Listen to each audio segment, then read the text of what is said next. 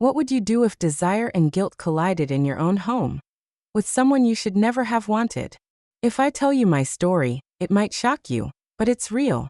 And by the end, you might be asking yourself, how thin is the line between temptation and ruin? Hey, if you're new here, my name is Linda, and this channel is where I share raw, unfiltered stories from my life. Stories that are messy, real, and sometimes unthinkable. Before we dive in, go ahead and hit that subscribe button. Your support keeps me sharing these secrets. Every single story you hear is because people like you encourage me to keep going. My name is Linda. I'm 55, a retired legal assistant living in a quiet, sun-drenched stretch of Florida.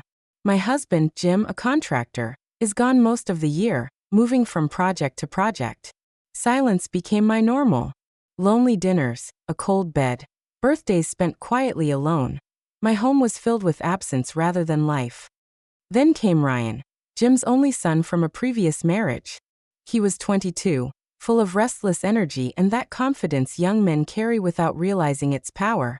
Recently graduated but unemployed, he needed a place to stay, so Jim invited him to live with us until he got on his feet. I agreed, thinking I was just helping my family.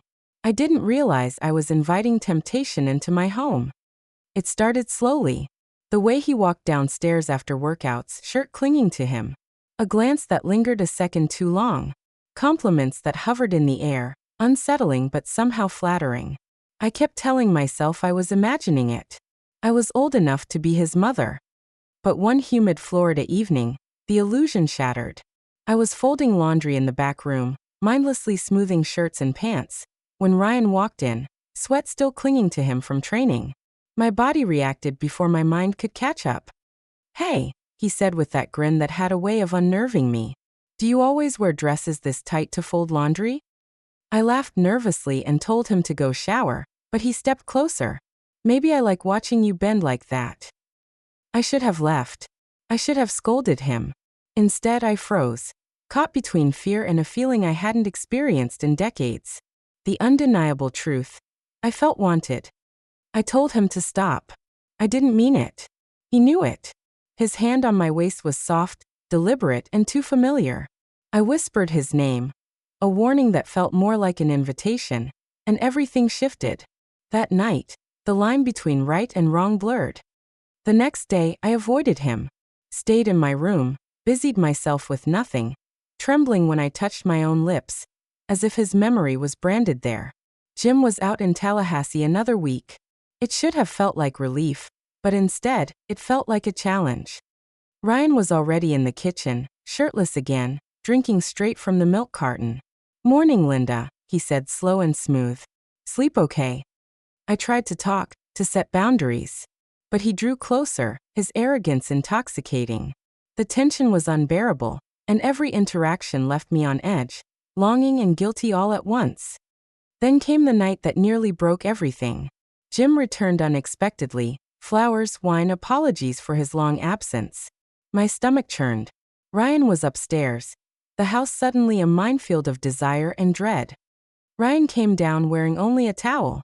Jim laughed, completely unaware, while Ryan's eyes locked on mine, a silent, dangerous understanding. I wanted to flee, to scream, to hide. But my body, my heart, had already betrayed me. Later, after Jim fell asleep, a message buzzed on my phone. "Ryan, come downstairs or I'll come to you." My pulse spiked. I slipped out of bed, careful not to wake Jim. Halfway down the stairs, I paused. This couldn't go on. But disaster was already waiting, and my hesitation wouldn't save me. Sunday arrived with the Dolphins game and a house full of friends.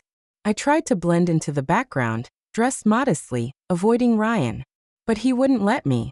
Every glance, whisper, and brush of his hand reminded me of the previous night, and tension built until it was unbearable. Then Jim stepped outside for a call, leaving his phone on the counter. It buzzed my voicemail. I didn't remember calling. I played it. The sound of my own voice, breathless and close to him, filled the kitchen. I deleted it quickly. Too late. Jim returned, saw my pale, shaking hands.